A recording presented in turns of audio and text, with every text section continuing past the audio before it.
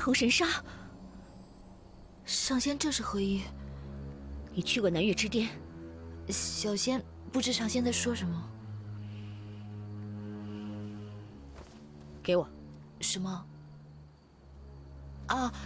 自从这个东西套在小仙手上，就怎么也摘不下来了。我说的是战报。原来你早就知道战报内容。看来你真的恢复了战报。交给我。既然你知道战报真相，为何不替神尊开脱？你可知神尊为了你们袁家，受人排挤，被人非议？你母亲还去药王洞断了神尊的伤药，让他饱受寒疾之苦，还要接受紫云台公审。你们这是恩将仇报。把战报给我。你不要逼我。不给。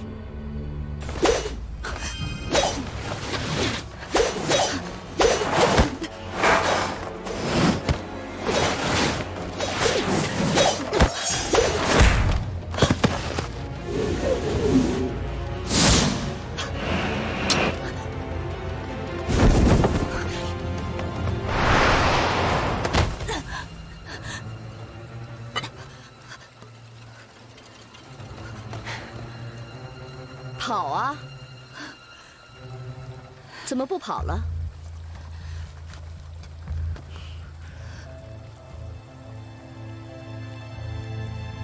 你知道这里是哪儿吗？你身后便是洗仙池，任何神仙只要坠入洗仙池，便会脱去仙胎，碎去仙骨。无论多高的修为，都要重新来过。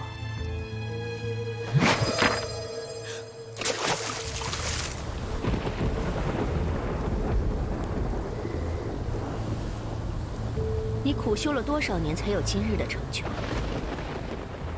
哼，几万年总是有的吧？你要干什么？这不是你该参与的事情。把战报给我，我可以当做什么都没发生。那神尊怎么办？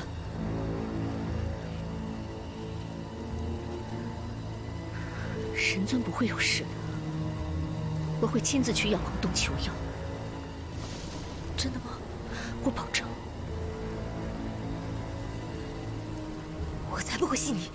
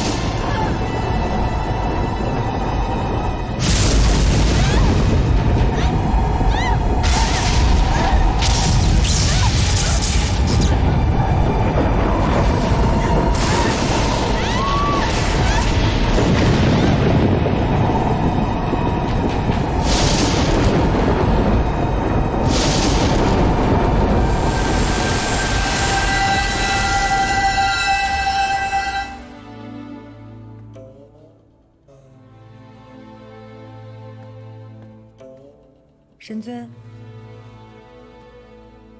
这个是药王洞青瑶医官送过来的温阳丹。你看到灵犀了吗？灵犀？灵犀到现在还没回来呢。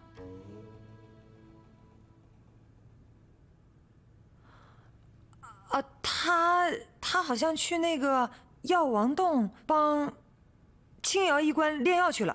嗯，下去吧。是。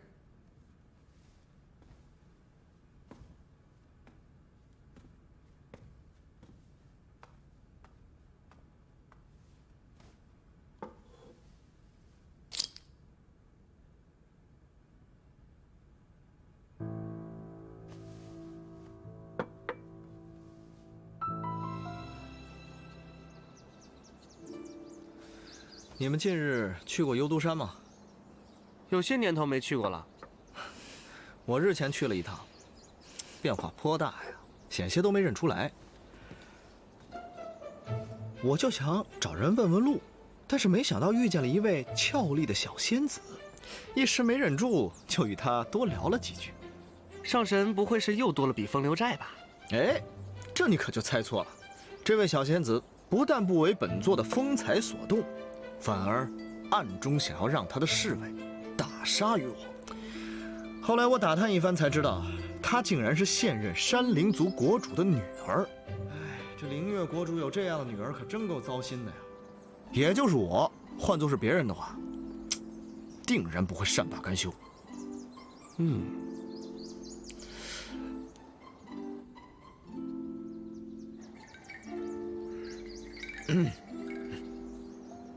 啊，上神说到此处，倒让小仙想起了一桩趣事。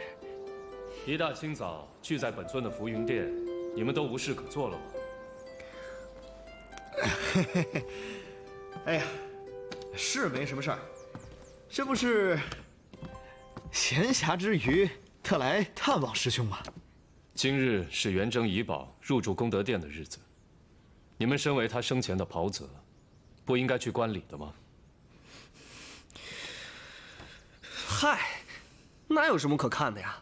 想当年神尊把元征操练的哭爹喊娘的，他痛哭流涕的样子，我们都见过了，一件仙宝而已，不值得一看。说得好，韩章，你刚刚讲的那个趣事是什么呀？说来听听。就是凭什么幻想神尊的龙牙战甲？啊，换上元征的传心钉，那是功德殿，不是英灵殿。这不有辱神尊吗？他天雷老儿欺人太甚了。你要是有本事，也让自己的仙宝入住功德殿，本尊定为你庆功。灵犀回来了吗？还没有。13呢？一大早便出去了。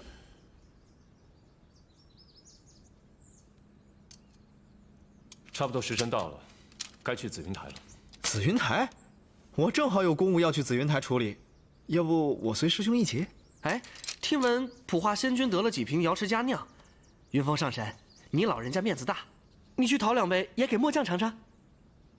好说好说。哼，真是巧了，我还有笔账要同普化仙君算算。现在我去安慰一下他。那师兄先走，我们随后就去。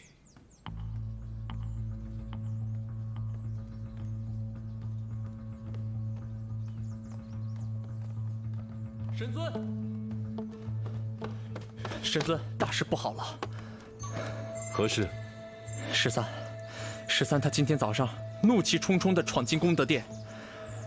他去那儿做甚啊？他说，谁要是敢动神尊的龙牙战甲，他就活劈了谁。这没一会儿的功夫，他已经劈倒了20多个天宫礼官，掀翻了2座偏殿。紫光已经带兵过去了。好13，决战的时候到了。神尊，只要你一声令下，属下立刻把天雷老儿抓下来，给你下酒喝。胡闹！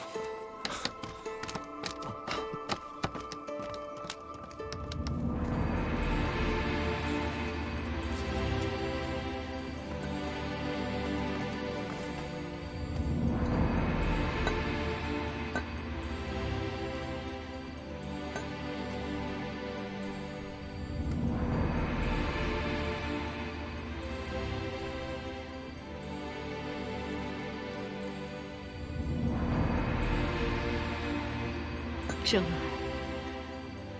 你可看见了？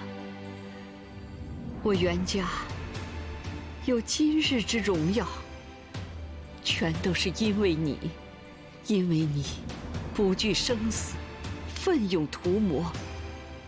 袁家的祖先以你为荣，袁家的弟子以你为荣。你的战绩必将列入先烈，受天下苍生供奉。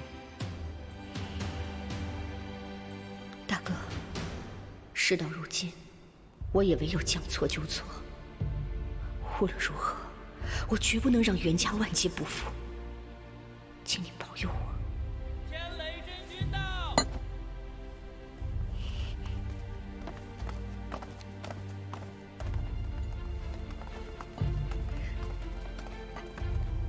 老身见过真君。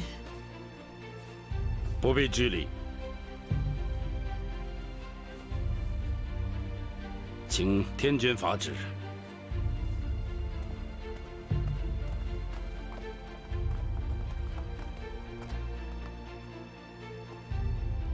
天君法旨。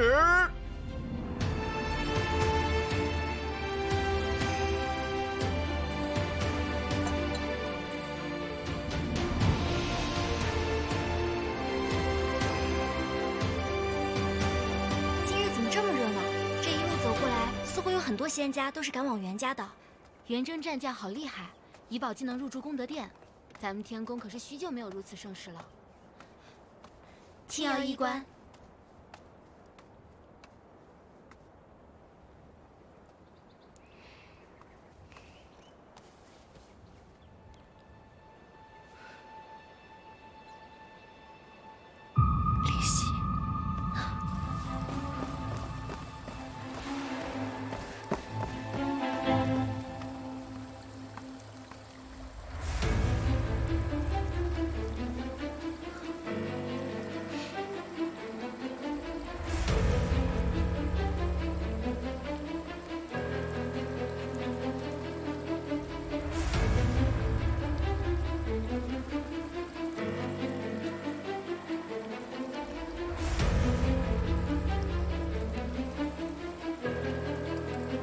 林夕，林夕，林夕，林夕，你在哪儿啊？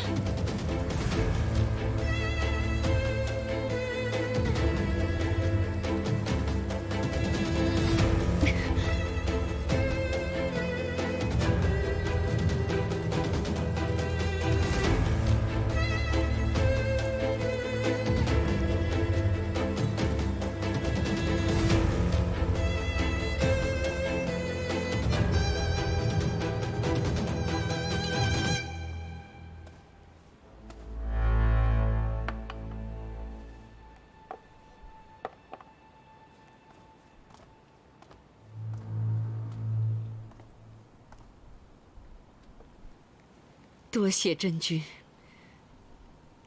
真君对我袁家的恩德，老身永记在心。可惜呀，可惜本座不是战神，不能以战神的名义将旧部遗宝放入功德殿，这对元征来说不够庄严。真君说哪里话？真君统领天宫战部5万余年，英勇奋战，这功绩谁人不知啊？可惜我儿福伯不能在真君的帐下听差。不过这次由真君亲自为他主持大典，也是不枉此生了。袁老夫人，你太客气了，这是本座应该做的事情。元征将军在天宫的功绩有目共睹，这是不可以抹杀的。我儿死得不明不白的，真君啊，日后我袁家还需你多多帮扶。好说，眼下还是以元征将军的功德大典为重。袁老夫人，请随我一起将攒心钉送到功德大殿。正当如此。好。放开我！放开我！放开我！走！背后施阴招，算什么东西？为何喧哗？启禀真君，这个家伙强闯功德殿，伤了一票礼官不说，还毁了2座偏殿。属下将他擒来，请真君发落。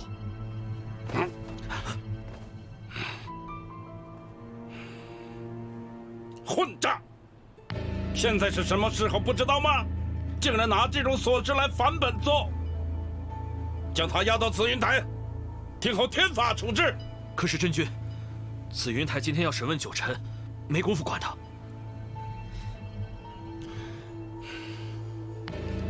将他押到一边，等候处置。是。放开我！背后施阴招，算什么男人？闭嘴！你有本事放开我，我们再来打过。你别太猖狂了。你们要将元征的遗宝迎入功德殿，我不管；要将我家神尊的龙牙战甲拿下来，我也随你。这样恩怨不分的功德殿，我们也不稀罕。但是你必须要将战甲给我送回来，恭恭敬敬的给我送回来。你们如果敢随意践踏我家神尊的宝甲，侮辱我福音殿，你13爷爷我就跟你拼命！臭丫头，你还真以为本将怕你啊？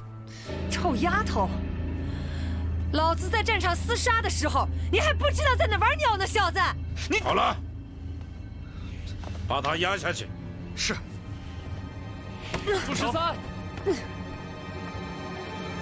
13，神尊，13没用。随本尊回去。是。站住！九臣，就这样把人带走了？真君欲如何？13，不懂规矩，擅闯功德殿，砸殿伤人，不可以这样把人带走。本尊自会带他去紫云台领罚。你一个犯错被幽禁之人，把他带走，有点不太合适吧？本尊自会向天君交代，不劳真君操心。哼！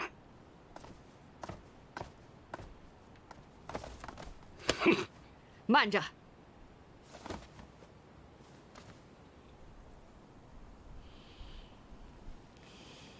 母亲，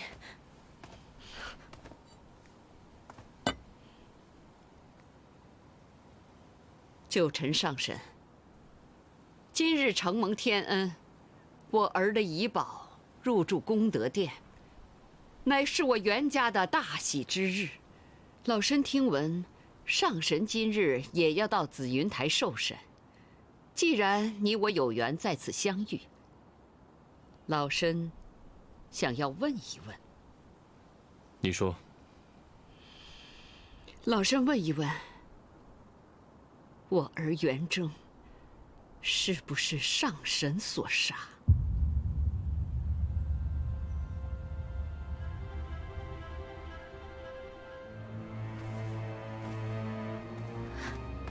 母亲，你不要再问了。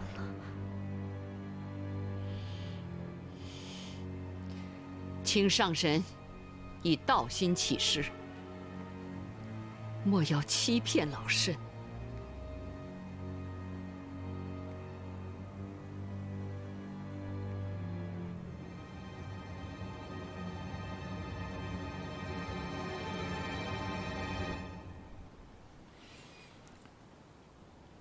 是。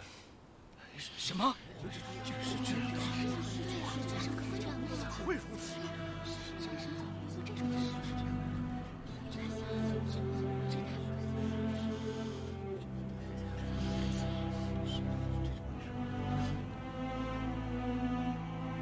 听见了吗？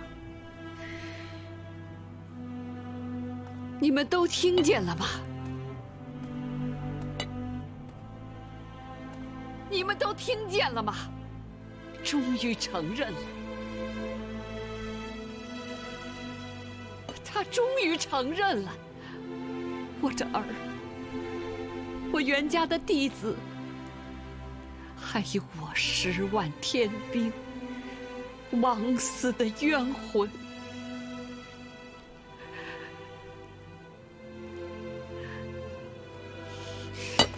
九臣。数万年了，我袁家男子不惧生死，上阵屠魔，护苍生于太平，保6界于平安。你身为战神，杀我孩儿，屠我族人，害死了天兵，躲在长生海，你跑了5万年，此等仇恨，我岂能再容你？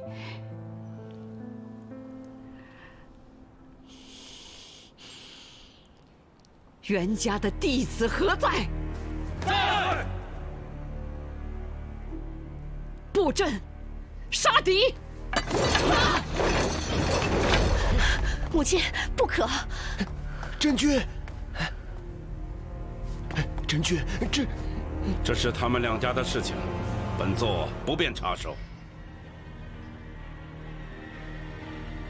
住手！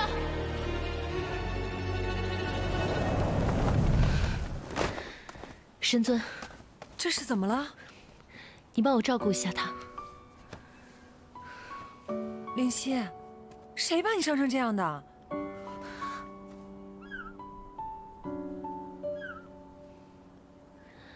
神尊，灵犀元气大伤。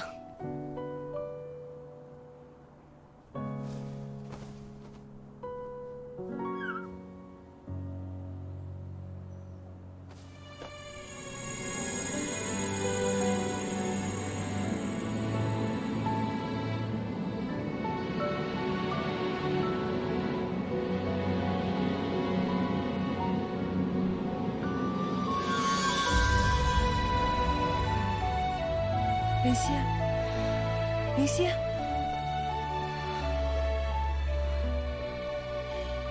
站住！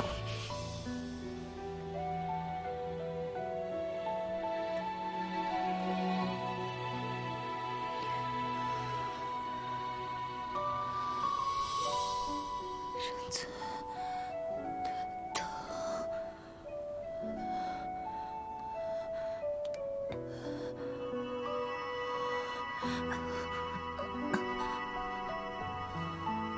灵犀，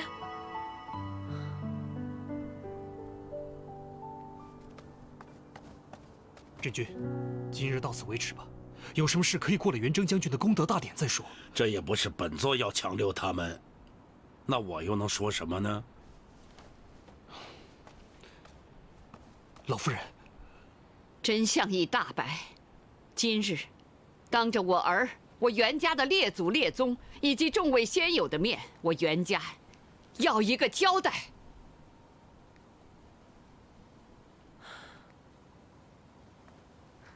母亲，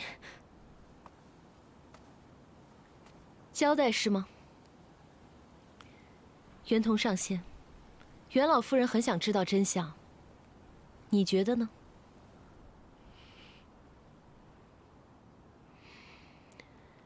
既然这么想知道真相，那就睁大眼睛，好好的看清楚了。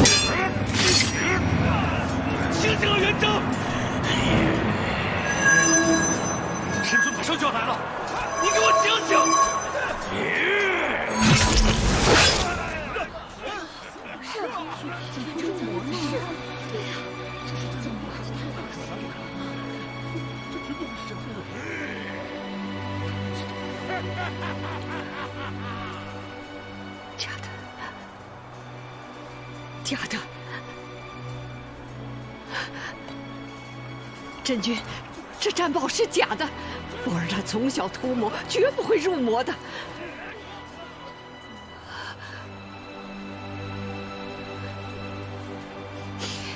童儿，童儿，你相信你哥哥，他绝不会入魔的。童儿，去跟他们说，你哥哥他绝不会入魔的，这是假的，假的。神尊，神尊，你已入魔，都是我的错，是我连累了这么多天兵天将。我元正死不足惜，我只求神尊可以替我照顾好袁家老少。我妹妹袁董，她年纪还小，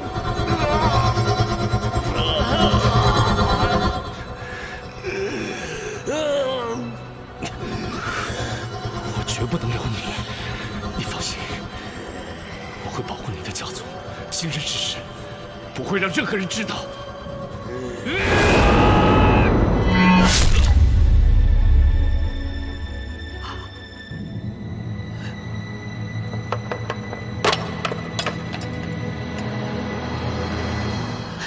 母亲，老夫人，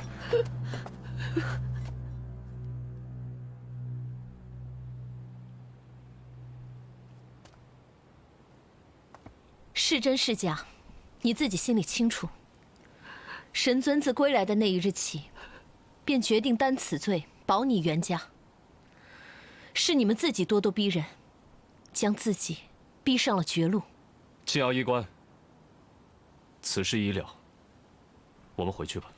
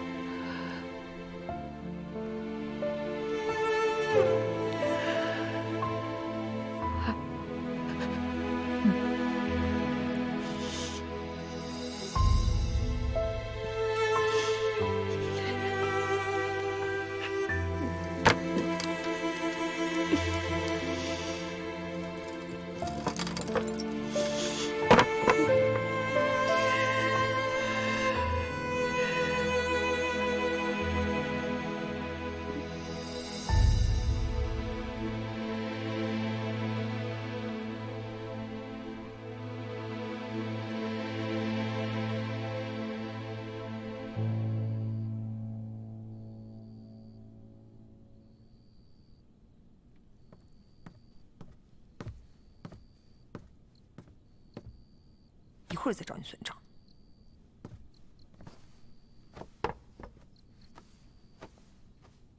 他怎么样了？青瑶医官，你倒是说话呀！这灵犀到底伤得如何？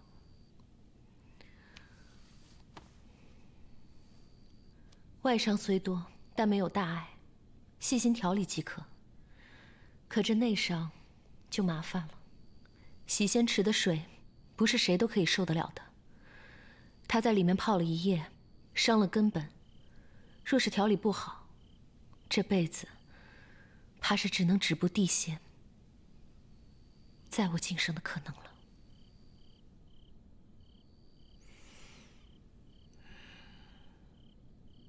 有劳了，医官。神尊客气了。灵犀是我自家妹妹，别人可以不管她，我却是要管的。夜深了，都散了吧。属下告退。小仙告退。啊，我送你。13仙子留步，我自己可以的。想清楚了再说话。送。送送也行。嗯。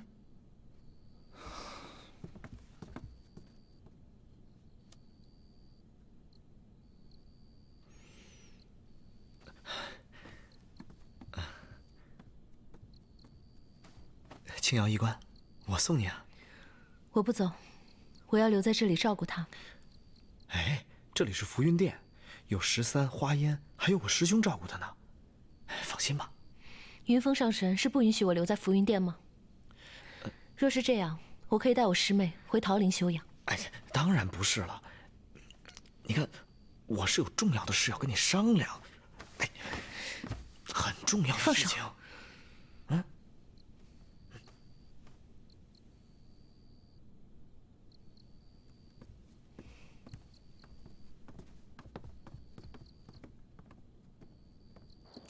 哎，13仙子，我自己能走，你不用送我。我送你。哎，我就送你，怎么了？哎，开阳兄弟，我记得你有事情找我。绝无此事，你一定是记错了。韩，哎，你们继续。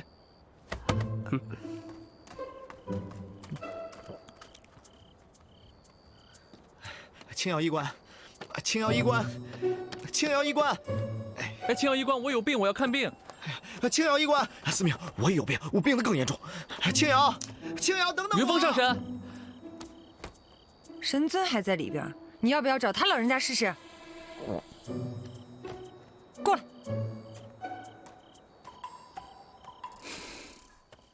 哎呀，青瑶医官，青瑶医官，请留步。上神有何指教？指教谈不上，只是不忍见你就这么满是怨气的离去。上神有话不如直说。好，那我便说了。可能你以前听说过关于我的很多不实谣言，但是那都不是真正的我。还好，现在还有时间。还好，我还可以让我们重新认识。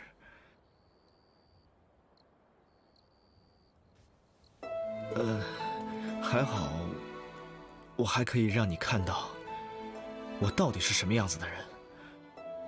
就拿这次的事情来说吧，今天我看到你心有怨气，灵犀的事，我师兄也……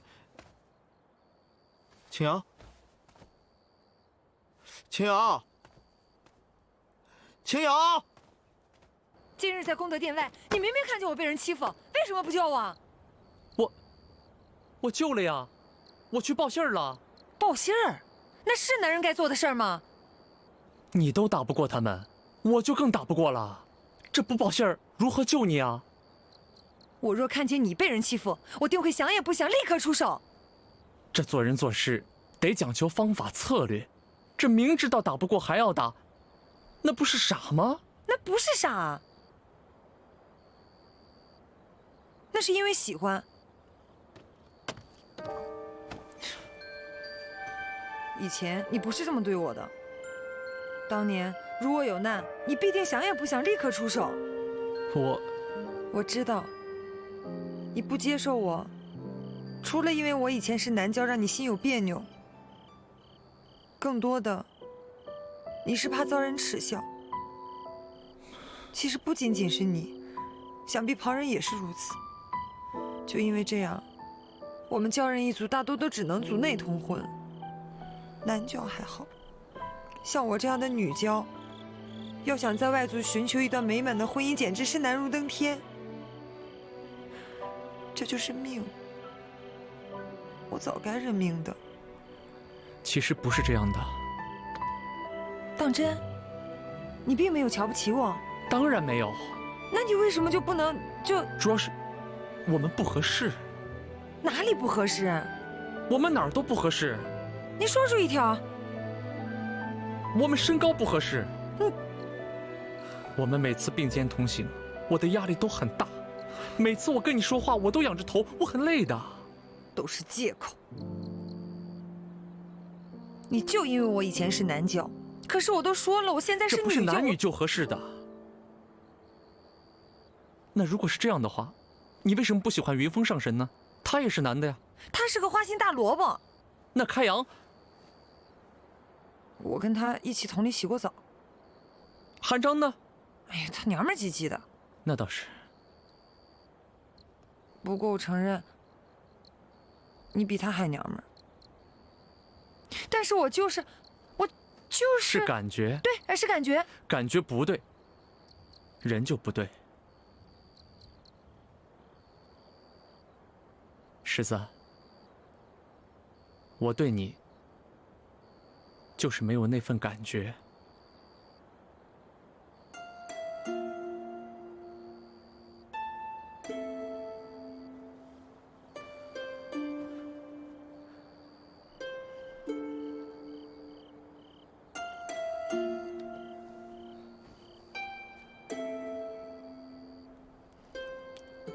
其实，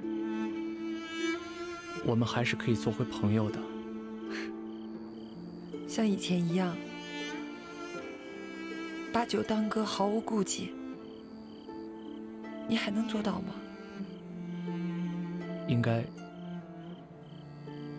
能吧。这一切都是命。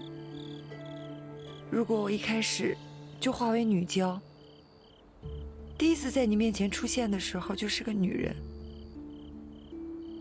想必就没有今天的种种了。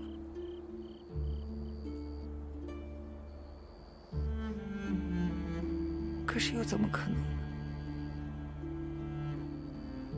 如果没有遇见你，我又怎么可能想做一个真正的女人？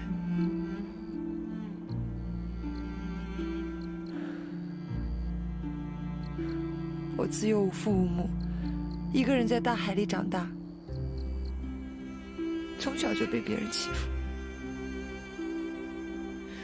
有幸认识神尊以后，我就特别想要成为他那样的人。我性格粗犷，大多都是因为开阳、韩章那些家伙的影响。你是不知道，在军中，如果不硬气一点，真的会被欺负。我刚进军营的时候，就因为我是个娇人的原因，所以常常被他们欺负。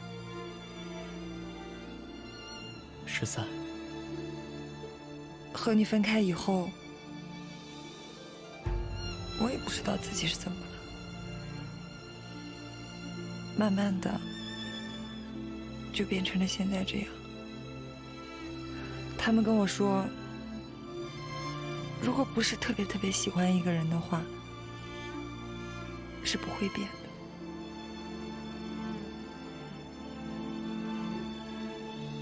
思明，我想，我应该就是特别喜欢你。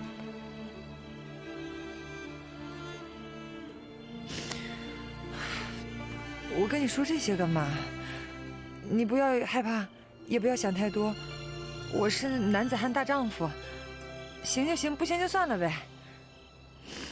我以后不会再纠缠你了。是。思明，我还有一事相求，希望你能帮忙。你说。我虽已是女儿身，但我却不知道如何做一个真正的女人。你司管凡人命数，必定见多识广。如果有机会，你带我去瞧瞧，那凡间的女子到底是如何的。我当是什么事呢？这有何难？你可以随时去司命殿查看。只是，不要再像过去那般对我了。不会了。你多虑了。时间不早了，你先回去吧。那你？我想一个人静静。那我走了。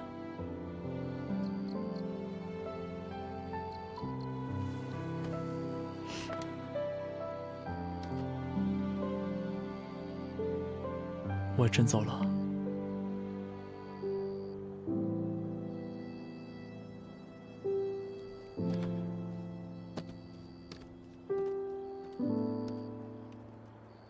思命，思命，你还在吗？思命，你走了吗？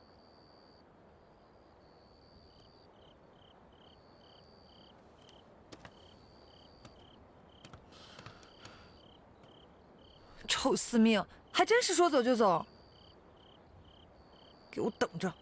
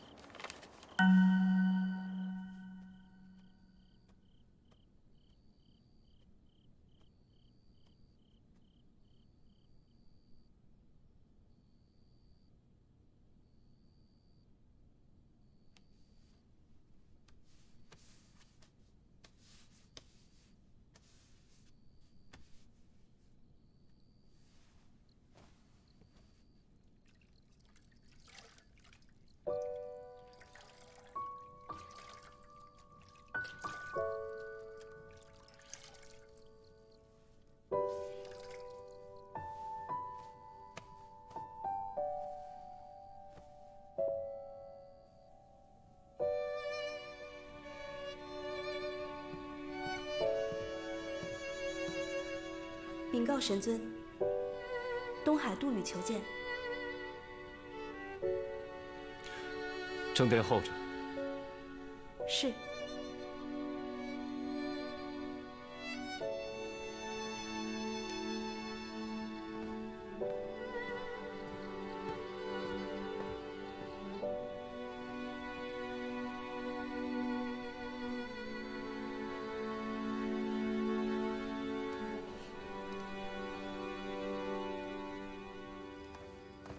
杜宇见过神尊。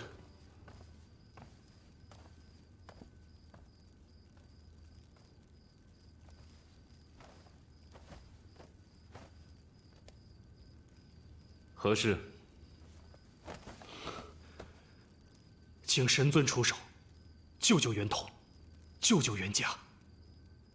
自袁家男子战死幽都山后，袁家全靠袁统一个人支撑。为保家族荣耀，他已经背负的太多了。若待天君下令，昨日的烈夷一族便是明日的袁家。请神尊看在袁征将军的份上，救救他们吧。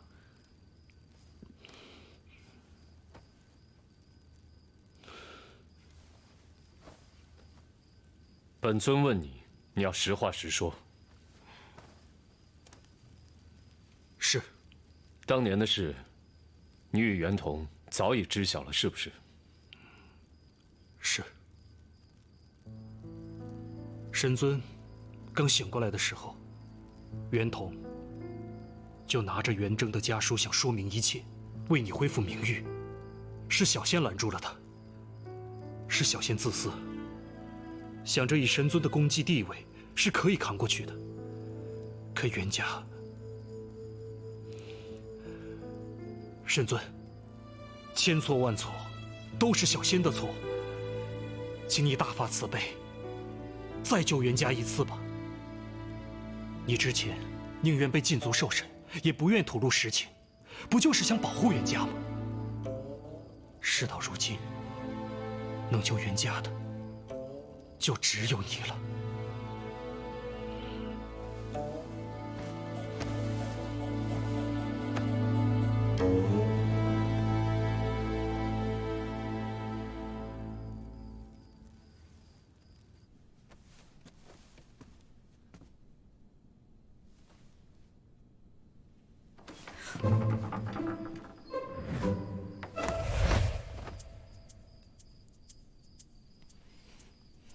不要装了。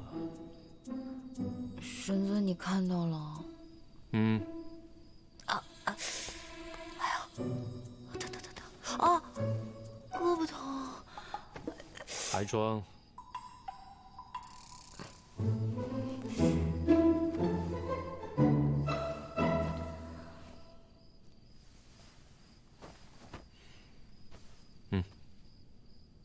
这是神尊给小仙的吗？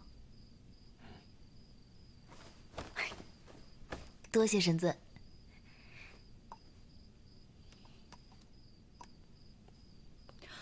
神尊，你那么小气啊，就1枚。这紫气东来丹10万余年来，本尊只得3枚，1枚用于晋升上神，1枚用于神魔之战，此乃最后1枚。这么珍贵啊！那小仙收下。吃了吧，对你身体有好处。神尊给的药，小仙要留着慢慢吃。药呢？是。现在就吃了。你以为洗仙池是好玩的地方吗？这次能活着回来，算你命大。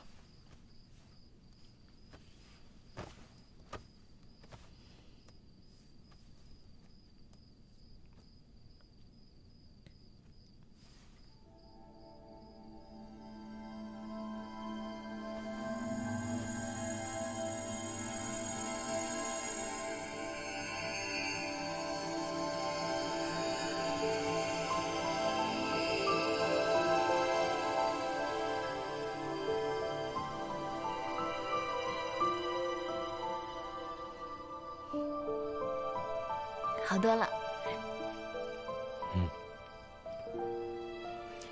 你好端端的为何跑去洗仙池，又因何坠入其中？自然不是因为活腻味了自己跳下去的，我是被袁同上仙给推下去的。袁同。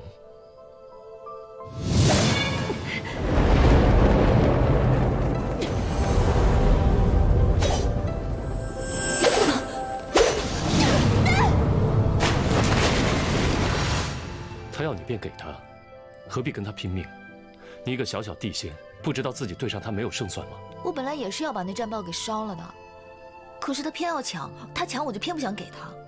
我就是觉得神尊为了这样一个人，饱受非议，很不值得，很委屈。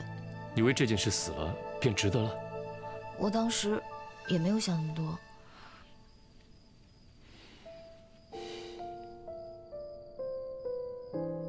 哦，神尊。袁同上仙的未婚夫来了，是来替他求情的吧？神尊，你别这样看着我，我可是丹鸟族，我们丹鸟族都是小肚鸡肠，记仇的很。他都要杀我了，我才不会替他求情，说好话。那你想如何？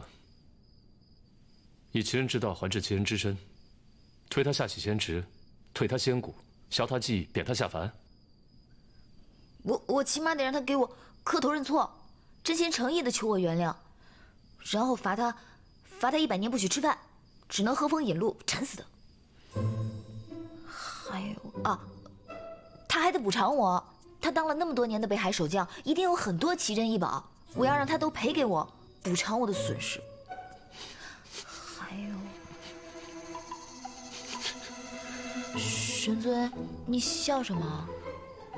没什么，随本尊来。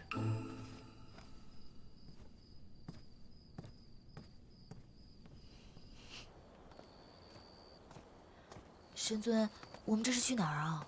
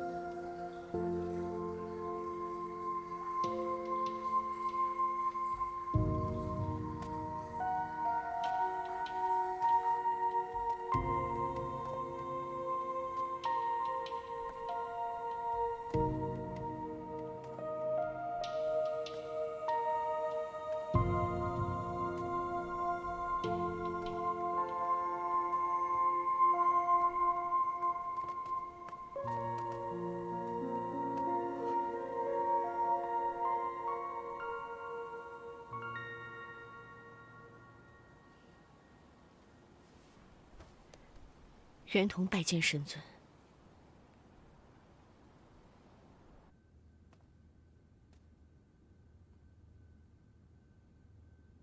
袁同愧对神尊。你为保家族不衰，藏下元征家书，隐瞒战报真相。这一切，本尊都看在眼里。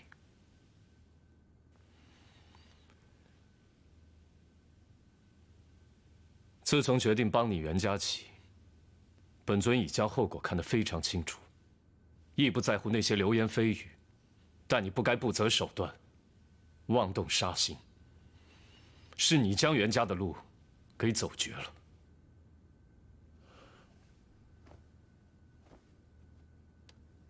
袁同有罪。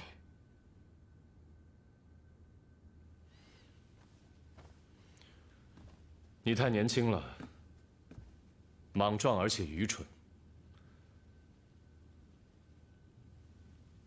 当年元征是从天兵一步一步做起，历经8万余年，终而能成为4大战将之首。你呢？你凭什么？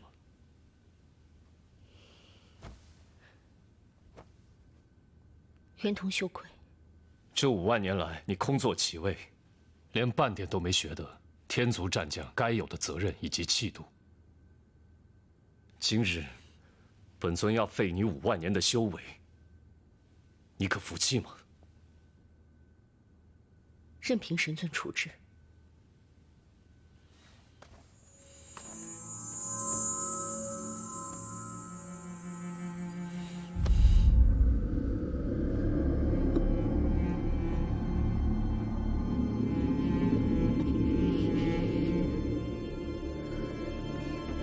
神尊，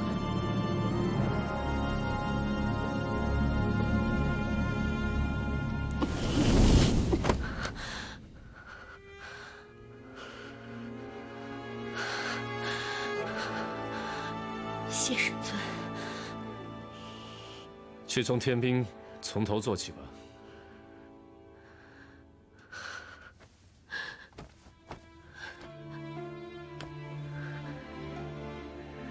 神尊不驱赶我族，还将我留在军中。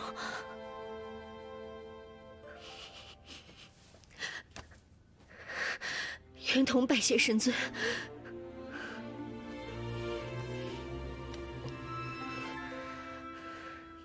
你还欠他一个道歉。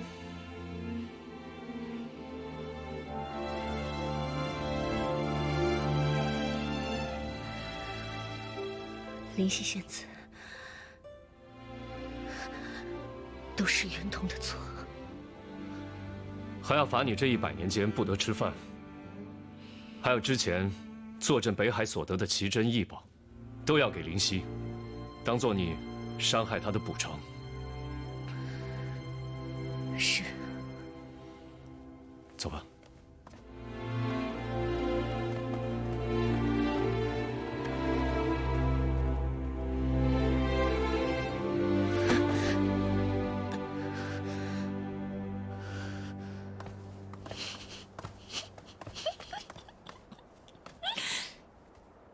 你笑什么？没笑啊。多谢神尊为小仙讨回公道。本尊惩治袁同，乃公事公办，与你何干？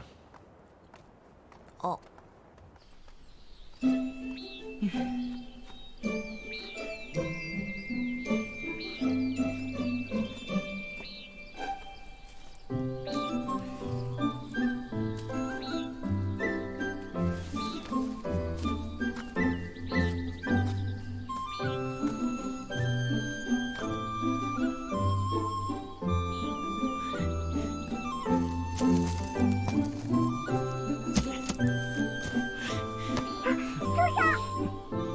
什么人啊？都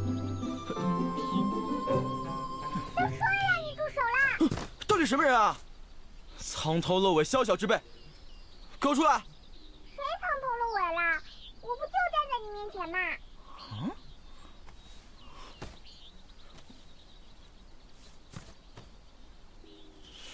装神弄鬼！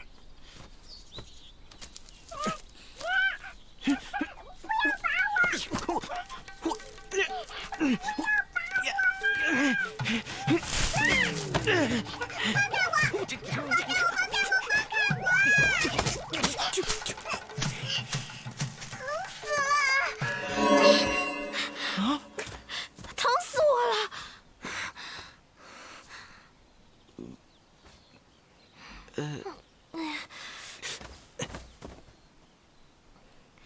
刚刚是你在说话？当然是我。啊！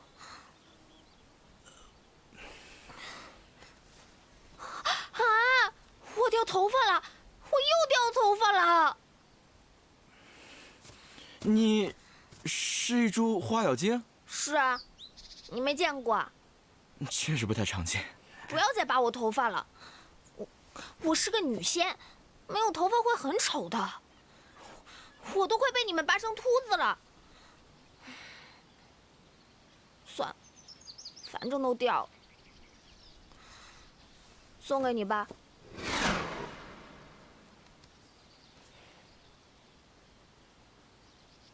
花疗是酿酒的圣品，你这么大一颗，明目张胆的生在这儿，没有被别人整颗拿去酿酒，已经是造化了。什么？你既已得道成仙，就该有点仙人的样子。不说保持人形，起码应该寻个洞府什么的，怎么还能以药材的样子随便待在路边？洞府？什么是洞府啊？算了，你跟我走吧。去哪儿？跟我去桃林啊！你在那儿可以好好修炼，不用担心一觉醒来被别人扔到酒罐子里面去了。那我跟你走，就不会有人再拔我头发啦？不会。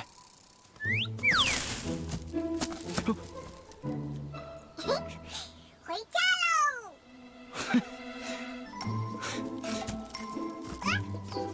走晚一点啦。知道了啊。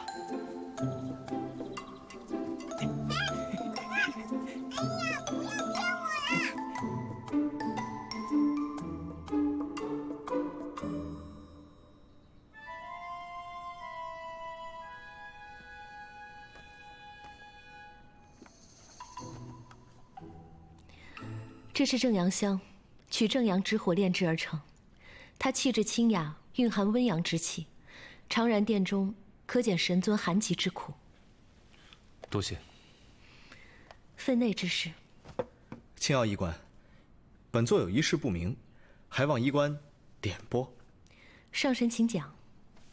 敢问医官，我师兄服此药也有些时日，为何寒疾反复发作呢？冰冻3尺，非一日之寒。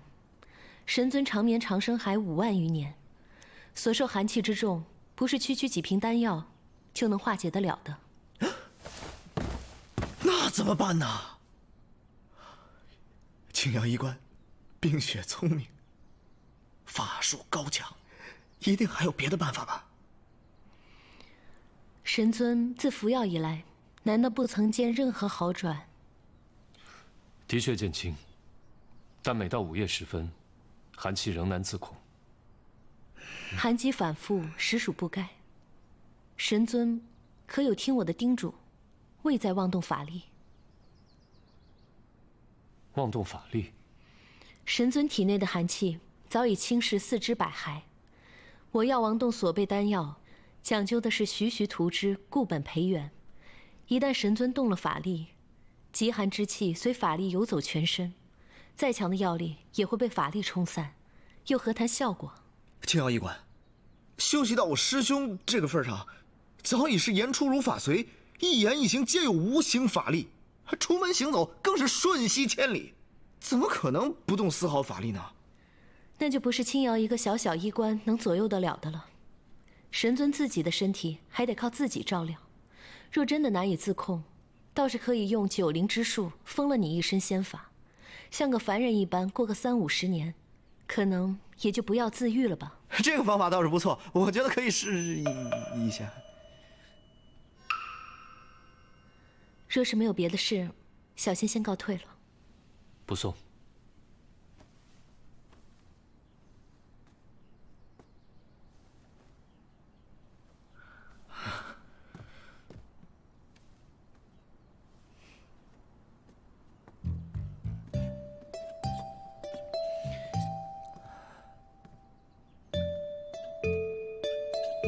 师兄，大事不好了！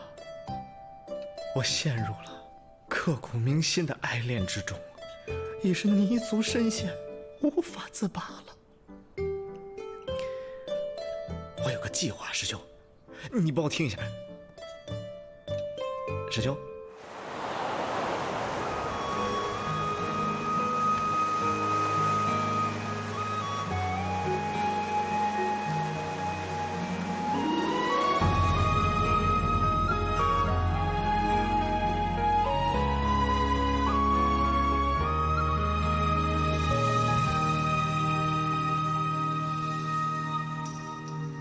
三杯两盏，树影上心头，泪清风上后。三言两语将时光倒流，一瞬间看透。一场欢喜一场空，可念不可求，满心无人懂。爱不知可否？结发为夫妻，恩爱两不疑。欢愉在今夕，宴晚即良时。努力爱春华，莫忘欢乐时。若情的是情的猜测，人死当是否？一朝不舍，一生难得，为生当复来归，死当长相思。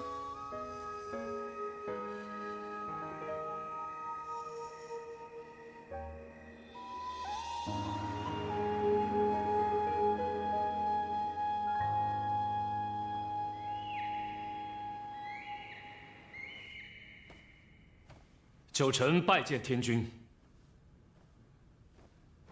九臣，你的身体如何了？你那寒疾治得如何？已无大碍，多谢天君挂心。起来吧。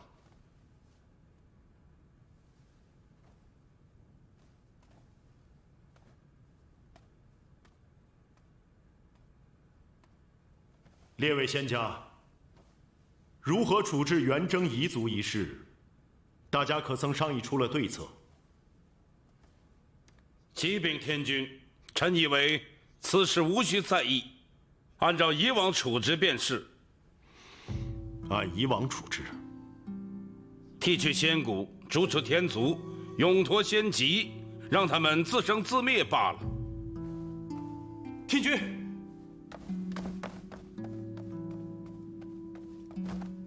启禀天君，元征虽有过错，但是毕竟曾建功于我天族，更何况袁同将军数万年来兢兢业业，有功无过，只因其兄一人的过错便惩处一族，实在不该。还请天君法外开恩。